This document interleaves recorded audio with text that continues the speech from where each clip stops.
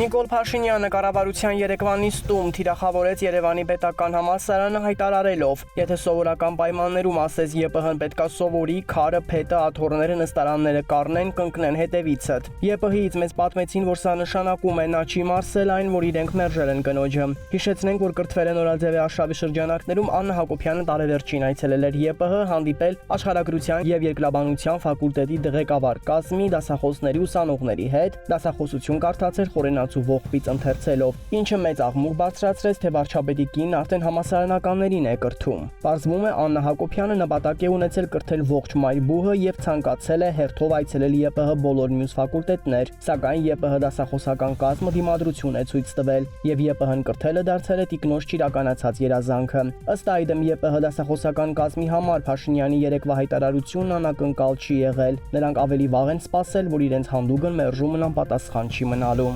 Ռուսաստանի արտգործնախարար Սերգեյ Լավրովն ապրիլի 7-ին Մոսկվայում հանդիպել է Ռուսաստանում հավատարմագրված օտարերկրյա դեսպանների հետ, քննարկել Եվրասիական տարածաշրջանի անվտանգային խնդիրները։ Մասնակցել է նաև Ռուսաստանում ՀՀ դեսպան Գուրգեն Արսենյանը։ Ռուսաստանի ԱԳՆ-ն այդ հանդիպման մասին ընդամենը հաղորդեց, թե Լավրովը ներկաների ուշադրությունն է հրավիրել ՆԱՏՕ-ի երկրների վտանգավոր գործողությունների վրա, ուղղված Ասիա-Խաղաղօվկիանոսյան տարածաշրջանում իրավիճակի ապակայունացմանը, պայթյունավտանգ իրավիճակին Մերձավոր Արևելքում, ինչպես նաև Հարավային Կովկասի եւ Կենտրոնական Ասիայի կայունությանը սպառնացող վտանգներին։ Մինչդեռ տեղեկություն ունենք, որ Լավրովը բավականին կոշտ զգուշացրել է, թե շուտով զբաղվելու են տարածաշրջանային այն երկրներով, որոնք օգտվելով ռուս-ուկրաինական պատերազմից արևմուտքի ազդեցության գոտին են լայնել ի հակակշիռ Ռուսաստանի։ Մասնավորապես հատուկ շեշտել է Հայաստանը։ Ուշագրավ է, որ այդ հանդիպման մասին մինչ օրս ՀՀ դեսպանության կայքում չկա տեղեկատվություն։ Մեզ ասացին նաև, որ չնայած սրան Լավրովը բավական ջերմ հարաբերություններ ունի Արսենյանի հետ։